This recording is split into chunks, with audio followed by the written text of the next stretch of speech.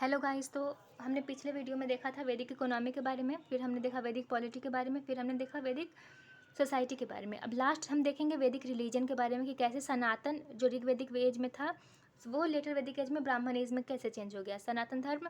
तो हम देखेंगे ऋग वैदिक एज में गॉड कौन कौन से थे। इंद्र, अग्नि, वरुण। तो इन लोगों को मेन गॉड माना जाता था जिनकी सब पूजा करते थे।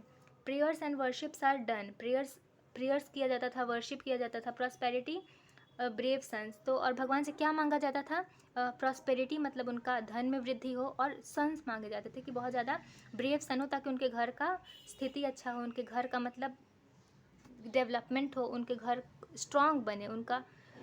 तो इसलिए ब्रेव सन्स को माना जाता था। लेकिन फिर क्या आया? Change in economy, polity and society change the religion also.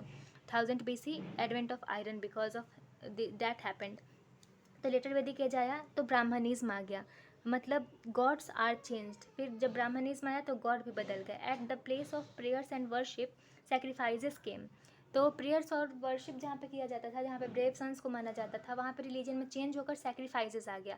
Sacrifices मतलब बलि का प्रावधान आ गया, यहाँ तक कि इंसानों के भी बलि देने की प्रावधान आ गई।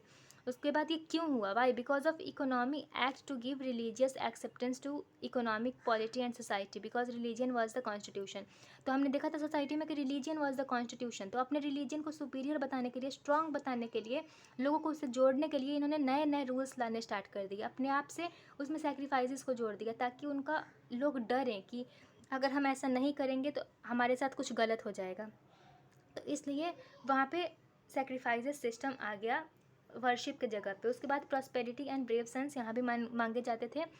और Brahmins they came, then new book came to follow them, therefore Yajurveda was made. जब ब्राह्मण्स आए तो ब्राह्मण्स ने, पहले हमारे पास सिर्फ ऋग्वेदा था, उसके बाद ब्राह्मण्स आए तो ब्राह्मण्स ने अपने साथ नए बुक लाया, तो उसमें सारे रूल्स लिखे कि कैसे कैसे उनके रिलीजन को फॉलो किया जाए।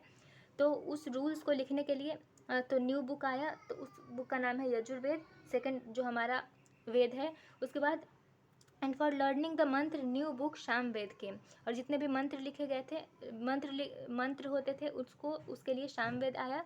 और एंड एट लास्ट फॉर जादू टोना a new book was accepted by Brahmins called Atharvaveda. Atharvaveda में मेंशन है जो थोड़ा स्पिरिचुअलिटी से हटकर जादू टोना होता है, वूडू वगैरह, उन सब के बारे में लिखा हुआ है अथर्ववेद में। तो ये था हमारा पूरा वैदिक एज। तो हमने देखा कि कैसे इकोनॉमी, सोसाइटी, पॉलिटी और रिलीजियन में चेंज आया ऋग वैदिक एज से लेटर वैदिक एज में। ये इतना कॉन्सेप्ट काफ़ी हमारे एग्ज़ाम पॉइंट ऑफ व्यू के लिए और समझने के लिए भी काफ़ी अच्छा है इतना। और इसके बाद फिर हम देखेंगे कि महाजनपदास का डेवलपमेंट हुआ कैसे 600 BC से 500 BC में। Second urbanisation took place in the country, और सेकेंड अर्बनाइजेशन से सब कुछ चेंज हो गया। महाजनपद का, जनपद से महाजनपद का डेवलपमेंट हुआ। महाजनपद से फिर कैसे कैसे बहुत सारे सेक्ट्स आए, 63 सेक्ट्स में, उसमें बुद्धिज़्म था और जो जैनिज़्म था, ये और आजीविका, ये तीनों बहुत ज़्यादा उभर कर आए जिसको बहुत सारे लोगों ने फॉलो किया।